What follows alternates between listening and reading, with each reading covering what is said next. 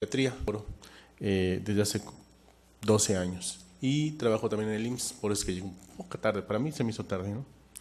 Vamos a hablar sobre un tema que a lo mejor a muchos dicen, pues parálisis cerebral infantil, pues es un niño espástico, un niño que está acostadito, que no hace nada. El problema no es que me digan esa sintomatología, sino que me digan desde antes y me puedan decir, este niño va que vuela para un daño neurológico.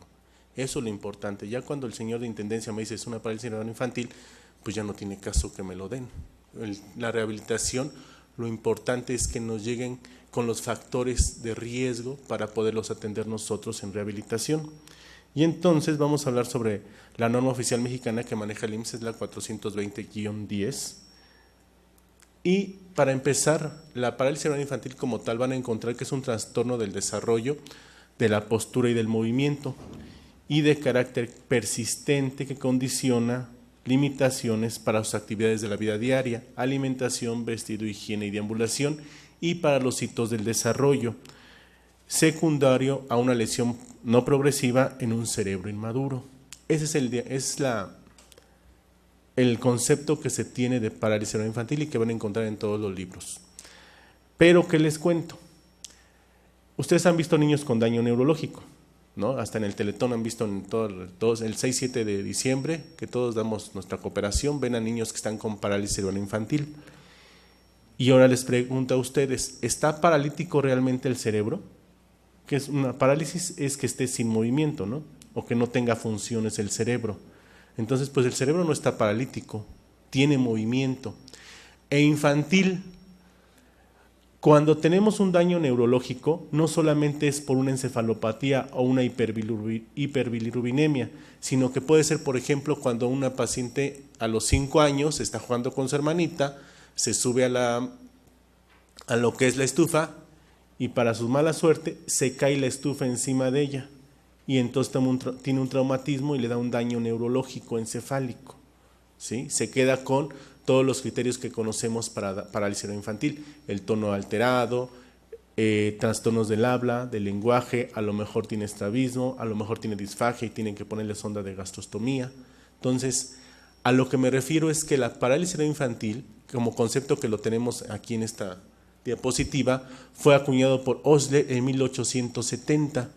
Desde 1870 se sigue manejando ese concepto, el cual, como les comenté ahorita, ya se me hace obsoleto para lo que es un daño neurológico. Según la Organización Mundial de la Salud, en México hay 105 millones de habitantes, en el 2006 ahorita ya hay 120 y tantos millones de habitantes. Y también la Organización Mundial de la Salud menciona que el 10% tiene algún tipo o algún grado de discapacidad, pero en este año la presidenta de la Organización Mundial de la Salud refirió que había hasta el 15% de personas con algún grado o algún tipo de discapacidad. Entonces, y que de estos, obviamente tenemos 500,000 personas y sus familias algún grado y tipo de discapacidad aquí en México. Lo que nos lleva a que de las enfermedades, principalmente enfermedades ya a personas de mayor diabetes, artritis, enfermedades crónico-degenerativas, por decirlo, nos va a llevar primero a un daño neurológico, a un daño estructural o neurológico. Pero la que nos interesa a nosotros es al nacimiento y, por ejemplo, edad y accidentes, que también se dan mucho el daño neurológico por accidentes, pero más al nacimiento. Y de estos, al nacimiento, tenemos de 0 a 4 años, de 5 a 9, de 10 a 14 y de 10 a 19 años, que son los niños que yo manejo o las edades que yo manejo. Y de estos, principalmente, la afectación es motora, es decir, el trastorno del movimiento en la postura, seguido de lo que es la área visual o seguido de lo que es la área del lenguaje o la área cognitiva. Y en cuanto a la prevalencia, pues realmente es prácticamente lo mismo tanto en niños como en niñas o adolescentes. Pero no solamente tiene un trastorno en el daño, en la postura o en el movimiento, sino que se va a acompañar de otras situaciones, como cuáles, trastornos nutricionales. El paciente, como no puede deglutir, pues va a tener disfagia y a lo mejor le van a tener que operar para poner una sonda de gastrostomía para que pueda alimentarse este pequeño. Problemas respiratorios, como está mucho tiempo acostado o sentado, las secreciones no fluyen adecuadamente, entonces van a acumular en los pulmones, en las bases en los bases de los pulmones y va a provocar neumonías recurrentes. Igual pasa en el sistema urinario, va a estar con mucha éstasis urinaria y va a producir infección de vías urinarias recurrentes, o a lo mejor necesita una sonda Foley para hacer el vaciamiento de la vejiga. Alteraciones musculoesqueléticas, pues como va a tener el tono alterado o ya sea aumentado o disminuido, este paciente va a tener múltiples contracturas. Por ejemplo, párense por favor para despabilarnos un poco, párense. Y vamos a ver dos contracturas que a lo mejor dicen, pues si nosotros las tenemos, imagínense un niño que está acostado las 24 horas del día, imagínense cuántos va a tener. Así como están, traten de tomarse o sujetárselo al brazo, pasárselo por arriba y sujetarse el otro.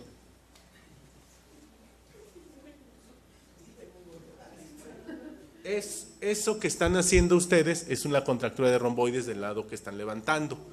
Generalmente tendrían que sujetarse las manos para poderlo hacer o no tener contracturas. Entonces ya ustedes sabrán, pues si es contractura de la bata, contractura del chaleco, ajá. Después la otra es la contractura de isquiotibiales y de columna lumbar.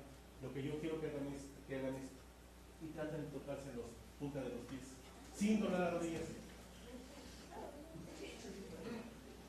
Ya se rompió por ahí. Entonces, como ven, imagínense, si nosotros que estamos en movimiento, estamos activos, si ya se pueden sentar por favor, doctores. Si estamos en movimiento, estamos activos, tenemos contracturas, ahora imagínense un paciente en estas condiciones, cuántas y cuántas contracturas vamos a tener.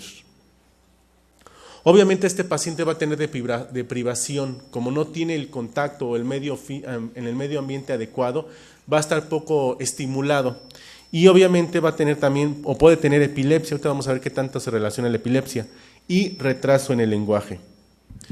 Entonces, la norma oficial como todo nos habla de prevención primaria y secundaria. La prevención primaria es la que manejamos o manejan los médicos familiares o no, en el IMSS, por ejemplo, en donde cuando llega una paciente que está embarazada o esperemos que se vaya a embarazar, le van a mandar determinación sérica de anticuerpos como cuáles, citomegalovirus, toxoplasma, rubiola, que estos agentes patógenos nos van a producir bastante daño neurológico. Y también el embarazo múltiple, ahorita actualmente se da mucho que las mujeres van a las clínicas de infertilidad porque no pueden embarazarse y entonces en vez de uno ya pegaron 3 o hasta 4 pequeños, ¿no? Y eso va a producir que sea un factor de riesgo para que sean prematuros y que tengan un daño neurológico. Complicaciones durante el embarazo, por lo cual es bien importante llevar un embarazo adecuado de la mamá. Ver la circulación fetal, traumatismos durante el embarazo, trabajo de parto prolongado, ruptura de membranas, circular de cordón, que igual el circular de cordón a título personal, se los puedo decir porque mi hijo lo tuvo, en algún momento les va a saltar ese circular de cordón. No sé en qué momento, puede ser desde que están en el desarrollo, en el neurodesarrollo o cuando estén en la etapa escolar, pero en algo les va a saltar ese circular de cordón que tuvo su niño, porque como dice como estaba óigame, no, me está ahorcando, pues así el niño, lo están ahorcando desde quién sabe qué momento de gestación y quién sabe cuánto tiempo tuvo ese circular único o doble. Y la corioapneitis. También tenemos, se menciona que el retardo en el crecimiento uterino incrementa 4 o 6 veces más el desarrollo de parálisis o de daño neurológico. Y niños macrosómicos hasta 3 veces más a presentar un daño neurológico. Por lo cual es bien importante que la mujer embarazada vaya a su control prenatal desde que se piensa embarazar. De hecho, ustedes saben, por ejemplo, que no es la plática, pero saben que el ácido fólico se da 3 meses antes de la concepción. ¿Por qué? Porque al momento de que ya terminó la primera regla o esperaban la primera regla las mujeres, ¿qué pasa? Ya acabó el neuroporo de formarse. Entonces, el mielomeningocele, que es una malformación que se ve muy frecuente en la ciudad, en nuestro país, se podía prevenir con el ácido fólico, pero pues ya cuando llega con el médico familiar, ¿ya para qué? Ya está abierto el neuroporo anterior y el neuroporo posterior, por lo cual toda mujer en edad fértil debe tener su ácido fólico a un lado de su lámpara de noche y tomársela todos los días, porque una noche de copas, una noche loca, a cualquiera le puede pasar. Después puede haber una un daño neurológico adquirido postnatalmente, como les decía anteriormente. Lo más frecuente es que sea por encefalopatía, hiperbilirrubinemia, pero también el daño neurológico encefálico, por ejemplo, el no usar un cinturón de seguridad o infecciones después del primer mes de vida, que ya vieron con el doctor que hay muchísimas, te puede provocar un daño neurológico. Y de hecho, no les voy a decir, pero he tenido pacientes postvacuna varicela con daño neurológico, ¿sí? Pero ese no lo dije yo, nomás ahí lo escucharon alguna vez. Ahora, entonces hay que promover la seguridad vehicular, es decir, poner a los niños en donde deben, la parte posterior, y que no vengan manejando, porque si no, yo que me imagino que todos alguna vez en su vida han visto niños que vienen en las piernas del papá manejando, o sea, bien padre, ¿verdad? Que se ven, pero qué difícil es que cuando tiene que frenar el papá porque viene uno enfrente y sale el niño de frente por el parabrisas, ¿verdad? Obviamente vigilar el esquema de vacunación, y el 30% es de origen desconocido. Los niños con antecedentes de encefalopatía hipóxico-isquémica se debe de evaluar a las 48 horas después de haber nacido para encontrar algún signo de alarma y enviarlo al neurólogo pediatra. Eso es lo que dice la norma. Ahora les repito a ustedes como médicos. Todo niño que tuvo encefalopatía hipóxico-isquémica lo deben de mandar a rehabilitación, porque yo no sé qué tanto lesionó.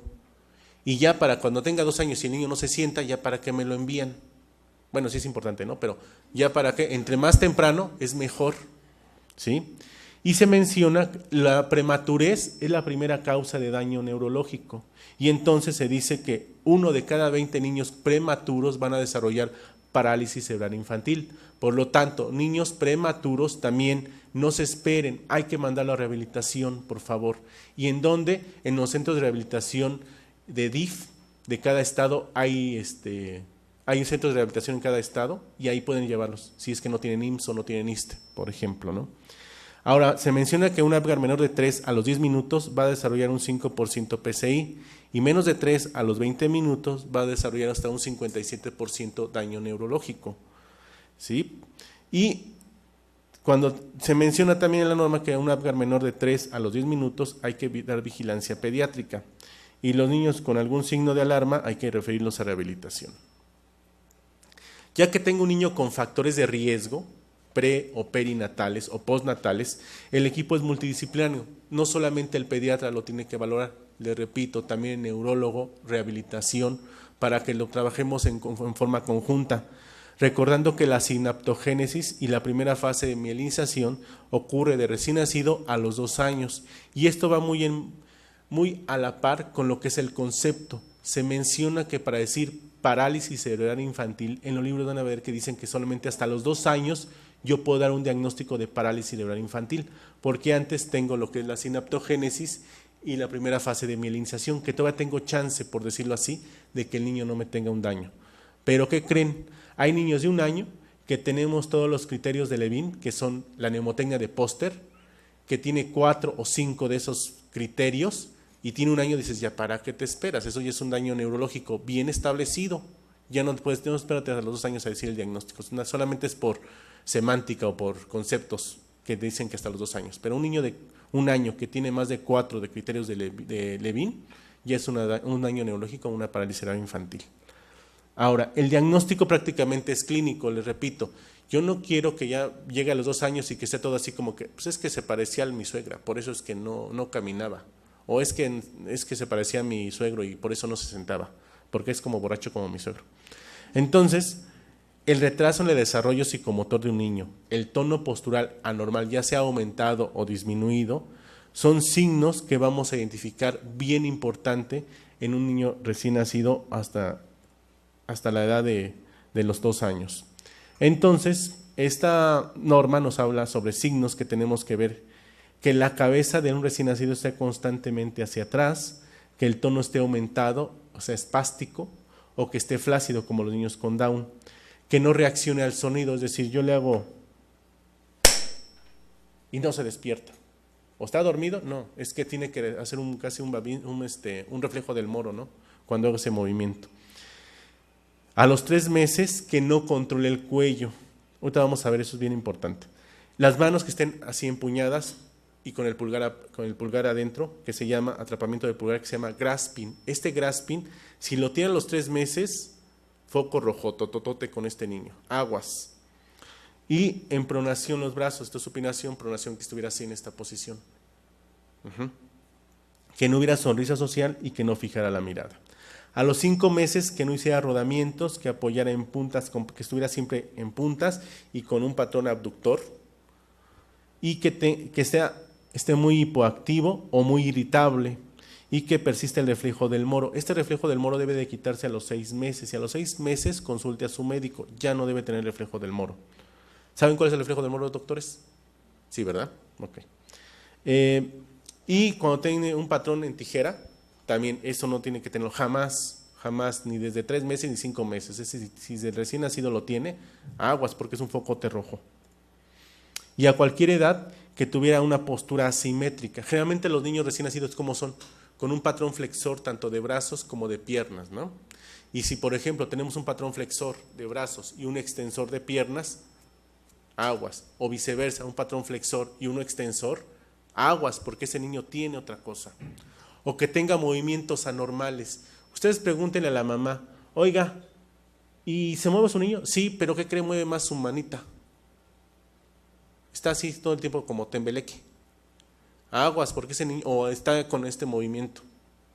Ese niño puede tener una crisis convulsiva. Y si la mamá dice que está moviéndose, busquen otra cosa, porque las mamás siempre tienen la razón. Algo debe tener su chamaco, porque nosotros no estamos con el niño siempre. Es un momento el que estamos nada más de 15, 20 minutos lo que podemos estar con el niño valorándolo. Pero si nada más les dice, ese niño se me está moviendo, o se me está moviendo la cabecita algo raro, doctor, o los ojitos se me están moviendo, puede ser hasta una crisis convulsiva. Obviamente que tampoco tenga una buena succión y deglución, nos está hablando de que algo tiene, porque la deglución y succión es un reflejo primitivo que tienen todos los recién nacidos, a término y hasta de 36 semanas. Alteraciones del tono ya es aumentado o disminuido, o que no camine a los 18 meses. Eso es algo que debe de hacer cualquier niño. Si a los 18 meses no camina, aguas, tiene un retraso en su desarrollo, y no es que se parezca a la suegra. Si no hace desarrollos simbólicos a los 2 años también, o que esté a los 2 años también, porque a los 2 años ya debe decir mamá teta, mamá pan, mamá opa, mamá eche. O sea, juntar 2 palabras para hacer una oración a los 2 años. A los 34 meses, o sea, a los 3 años, que no pase de una actividad a otra, que esté así todo como que esperando que le caiga todo del cielo. Y que a los 3 años no tengas un lenguaje que lo puedas comprender. Estas no vienen en la guía, pero este es Prelch. Prelch es un neurofisiólogo sueco, el que nos habla de valorar el estadio para ver cómo podemos revisar mejor al paciente. Y entonces el Prelch, que está del lado derecho de ustedes, nos habla de 5 estadios. En el estadio 1 es cuando el niño está en un sueño profundo. El ronquido es opcional. Y el estadio 2, porque tiene ronca, puede ser una adenoides, ¿verdad? Crecida. El estadio 2 es cuando es en un sueño activo, ojo cerrado, respiración regular, movimientos pequeños en rotación y lentos, movimientos faciales, como si estuviera succionando. Y el estadio 3 está despierto, está alerta, los ojos abiertos, la cara y cuerpo quietos, inactivos. Y el estadio 4 es cuando está alerta y está moviéndose. Generalmente para poderlo valorar preferimos y el 5 es cuando está llorando. Preferentemente esperamos el estadio 3 o 4, pero no significa, porque he visto compañeros que dicen, está llorando, sáquelo, dele la mamila y cuando deje de llorar lo reviso. Pues no, porque generalmente un niño va a siempre estar llorando, pero yo sé que cuando llora va a tener aumentado el tono muscular, pero no tanto como para que no pueda movilizar esa articulación. Después, si pueden buscar este artículo, doctor, es muy bueno, es el boletín del Hospital Infantil de México del año 2000, está viejito, pero nos habla de cómo explorar neurológicamente a un niño desde prematuro hasta las 42 semanas, y nos habla de un tono activo, un tono pasivo y de actividad refleja. Y entonces esta doctora, que es la doctora Rita, nos habla desde las 28 semanas hasta las 42 semanas y lo que tengo que encontrar dependiendo de la edad de gestación. ¿sí? Y le da un puntaje tanto al tono activo como al tono pasivo y a la actividad refleja. Vean, por ejemplo, la actitud que maneja un niño de 36 a 42 semanas es un patrón flexor, y en las 30 semanas es un patrón extensor, está hipotónico el niño, ¿no? O el signo de bufanda, el mentón acromio, el ángulo del pie, el popitlio, ¿sí? Y lo que son los reflejos, el llanto, los ojos, y a todo esto le da un puntaje esta doctora para ver en qué nivel de maduración va a estar el pacientito. Ahora, la otra parte que les había comentado es el desarrollo motor de un niño normal. De los 2 a los 4 meses tiene que controlar el cuello. De los 4 a las 6 se rueda de boca arriba a boca abajo. Se sienta de 6 a 8. Gatea de 8 a 10. Y no gatea de pompis, gatea alternando brazos y piernas, porque también he escuchado que dicen, es que gatea. No, eso se está trasladando nada más. La bipedestación, ponerse de pie y caminar de un lado a otro, es de los 10 a los 12 meses, y el caminar de los 12 a los 18 meses. Si nos pasamos de esos parámetros, trae un retraso en su desarrollo, leve, moderado, severo, dependiendo la escala de Gesell o Denver que se maneja para valorar el neurodesarrollo. Pero esto es así como que lo más grueso para que recuerden ustedes, ¿sí? Y no para que a los 2 años digan, es un niño y no camina, no se preocupe, a los 3 seguramente camina. No, es que ya a los 2, al 18 meses debe de caminar este chamaco. Ahora, entonces, el diagnóstico, como les dije, es clínico y se da por trastornos en el tono muscular, en las posturas anormales, en la actividad refleja normal y, como les dije anteriormente, nos mencionan la norma que se da hasta los 2 años de edad, pero ya les comento también que al año de edad, si tenemos varios criterios de de Levin, lo vamos a tener que diagnosticar. ¿Podemos clasificar el diagnóstico de daño neurológico? Sí. Si está espástica, atetósica, atáxica, hipotónica o mixta. Generalmente la más frecuente es combinación de espástica con atetósica, ¿sí? O sea, movimientos, está espástico pero también tiene movimientos proximales. La atáxica son movimientos distales y la atetóxica son movimientos proximales. Pero todavía podemos ir aún más, decir si está pléjico o parético alguna extremidad o algún hemicuerpo, es decir, ¿qué se está afectando más, el tronco o las extremidades? Y contando el tronco como una parte. En la norma, y lo van a encontrar también en algunos libros que dicen plegias, igualmente le pregunto a ¿ustedes han visto niños con daño? ¿Están plégicos, sin movimiento? Pues no, porque tienen algún movimiento, o sea, están aunque sea espásticos, pero hacen o mueven la pierna o algo así. Difícilmente encontramos plegias, muy difícil. La plegia generalmente nos habla de una lesión de nervio o una lesión medular, ¿sí? Por ejemplo, una lesión de plexo braquial, sí voy a tener plegias. Pero un niño con daño neurológico no voy a encontrar una plegia, voy a encontrar paresias. Entonces también hay que quitarnos ese concepto, son paresias. Monoparesia cuando se afecta alguna extremidad. Paraparesia cuando las extremidades inferiores, hemiparesia mitad derecha o mitad izquierda, cuadriparesia cuando están las 4 extremidades afectadas, triparesia cuando están las 2 superiores, una inferior o viceversa, 2 inferiores y una superior, y diparesia las 4 extremidades pero más las superiores. Nosotros en rehabilitación manejamos mucho lo que son las clasificaciones funcionales, qué tanto el daño que tiene su niño, qué tanto le va a afectar su vida social, ambiental, su actividad, su participación, su entorno familiar.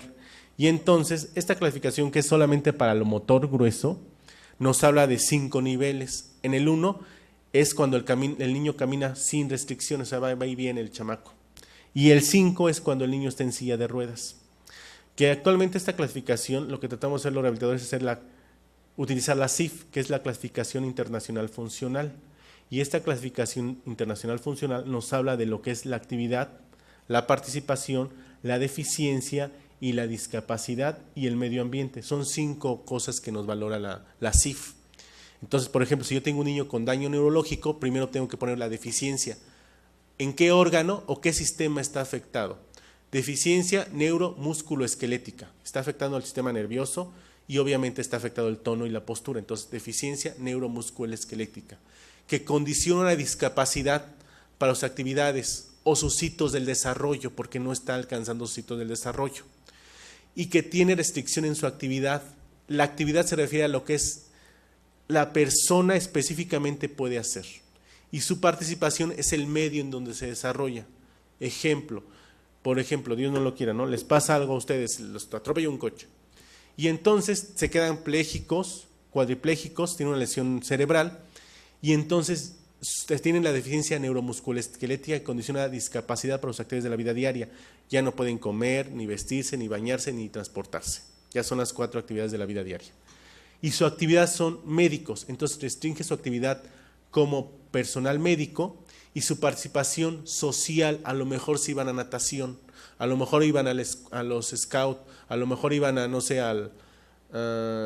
cada 8 días a misa, por ejemplo. Entonces restringe su participación social, lúdica y recreativa. Y resulta que viven pasando un riachuelo. Entonces el medio ambiente no les es favorable, con restricción en su medio ambiente. ¿Y qué creen? Su esposa los acaba de dejar porque no quiere convivir con un paciente cuadripléjico, que suele mucho suceder, no es broma. Entonces, ¿qué pasa? También tienen una restricción familiar, no tienen el apoyo familiar. Entonces el medio ambiente no es nada propicio, ni el medio ambiente como tal, como lo conocemos, ni el medio ambiente familiar. ¿Sí quedó claro? Entonces, eso es lo que vamos nosotros a ver, qué tanto influye en todo su aspecto de este niño. Obviamente, cuando tenemos un niño con daño neurológico, le podemos mandar a estudios como el ultrasonido, resonancia, tomografía o electromiografía, si es que está hipotónico el pequeño.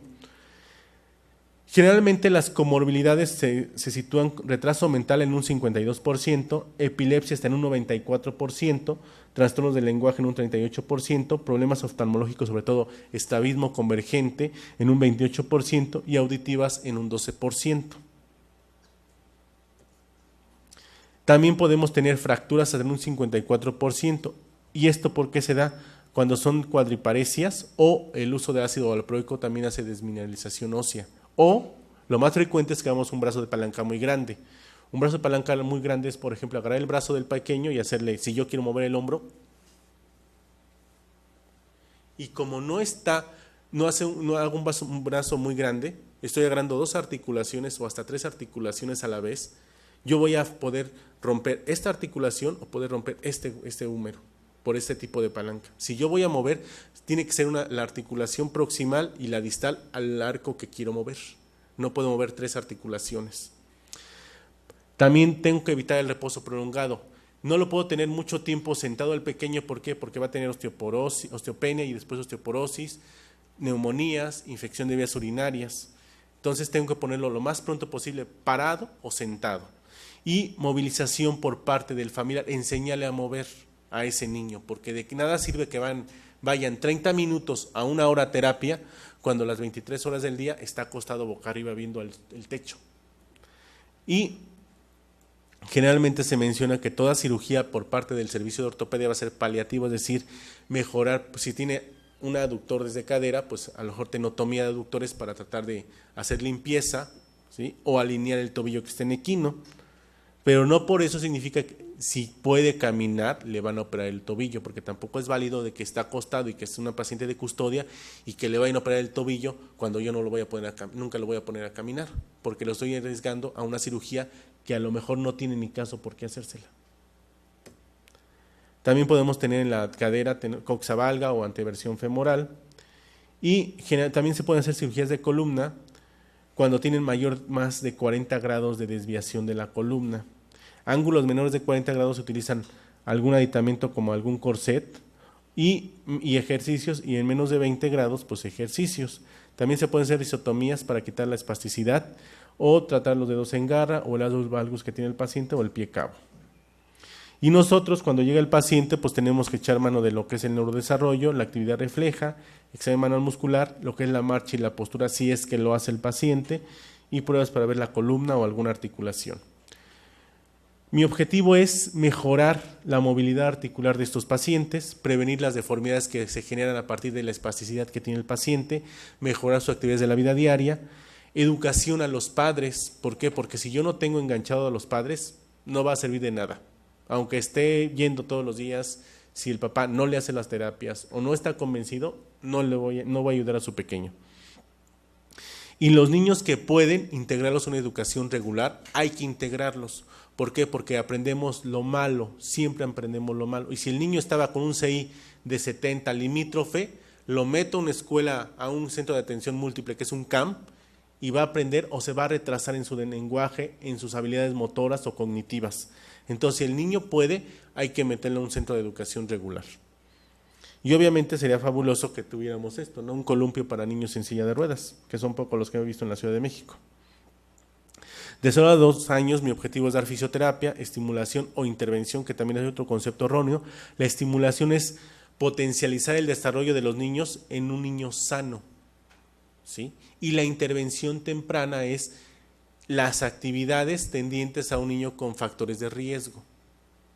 La intervención se da, por ejemplo, en cuneros o un niño que tuvo encefalopatía. Ahí voy a dar intervención. Pero ya un niño, por ejemplo, a sus hijos que están sanos, cuando tengan o si es que tienen, pues es estimulación temprana. Los Gymboree dan estimulación temprana. En las guarderías dan estimulación temprana, ¿sí? Y bien importante, antes de movilizar a un paciente yo tengo que relajarlo. Si yo no relajo a un paciente, me va a costar muchísimo trabajo movilizar o alinear segmentos. Y yo voy a utilizar alguna órtesis para alinear esos segmentos. Por ejemplo, si el tobillo está en equino, a lo mejor le pongo una férula de polipropileno para alinear ese tobillo, para evitar que se me vaya en equino. O como les decía anteriormente, una faja para evitar que se me vaya una escoliosis. Y en edad escolar, mi objetivo sigue siendo disminuir la espasticidad que presentan estos pacientes para minimizar las contracturas que después ya tenemos cuando tenemos 20 y tantos años, ¿verdad? Ya no me apunté. Y en adolescentes, obviamente, pues si ya tenemos un niño que está caminando, a lo mejor los papás no somos eternos y eso ya lo sabemos. Imagínense un papá que llega con su niño con daño y si el niño puede hacer una actividad, ir a uno de esos ¿cómo se llaman? Como centros escolares donde le enseñan carpintería, ebanistería, repujado, panadería, pues que vayan los niños, porque los papás no van a ser eternos y no van a ser una carga para los hermanos, que es lo que puede pasar. Se mueren los papás y a quien le digan, tú por ser la mayor, el menor, te quedas con el hermano. Y no, o sea, es importante dejar a los niños lo mejor preparados, ¿no? Y eso es importante, que se integre a la vida también laboral, si es que puede. Obviamente muchas veces no se puede. Entonces ya cuando nos llega con nosotros tenemos que dar terapia física, terapia ocupacional y órtesis.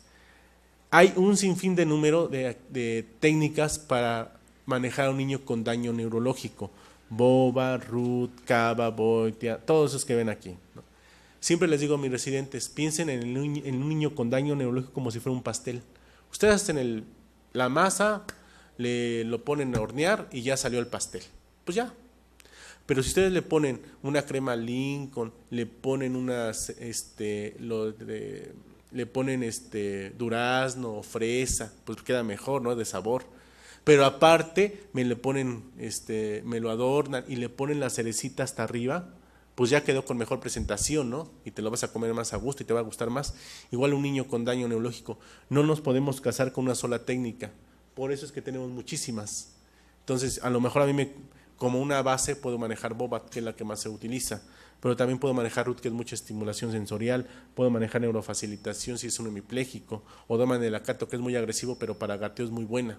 Entonces, a eso me refiero con que puedo manejar todas las técnicas a la vez, sí, pero sabiendo para qué lo voy a manejar, porque también no es válido decir, pues ahí le voy el terapista son nuestras manos de los médicos en salud.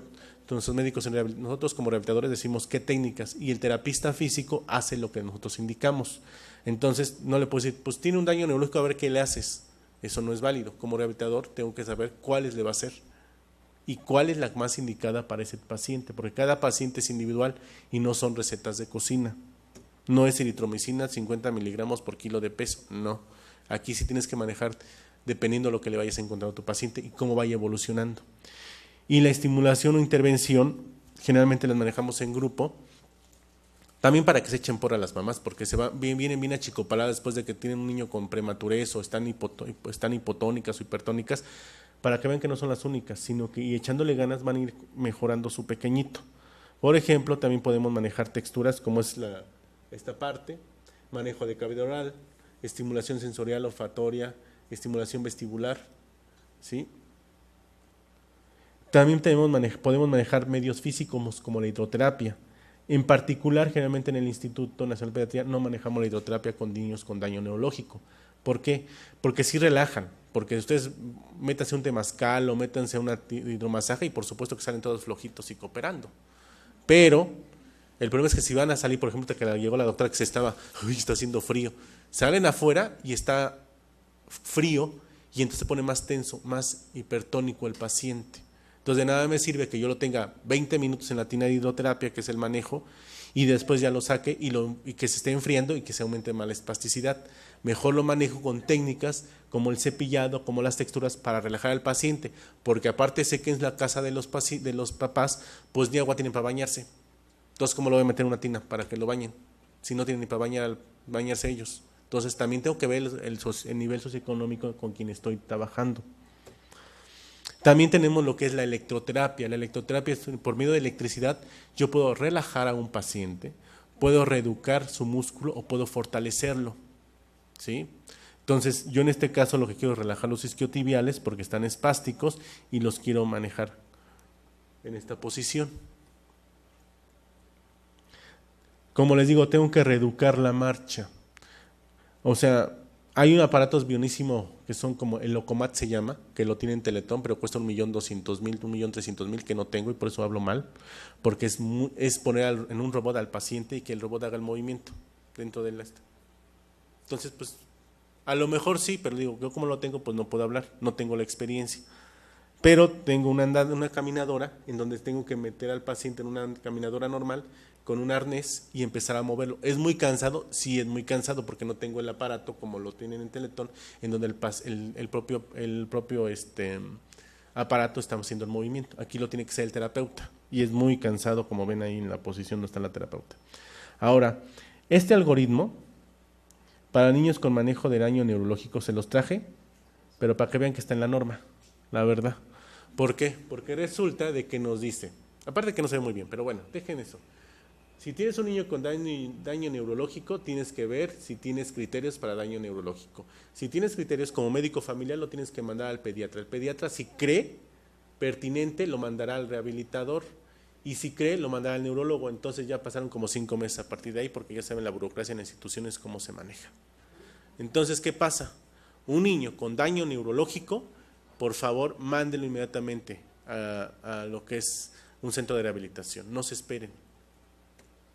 Y la otra igual, algoritmo de estimulación temprana para niños con riesgo. Igual, si tiene signos, lo mandamos al pediatra. Y el pediatra, si considera, lo mandará al neurólogo. Y el neurólogo lo considera, lo mandará a rehabilitación.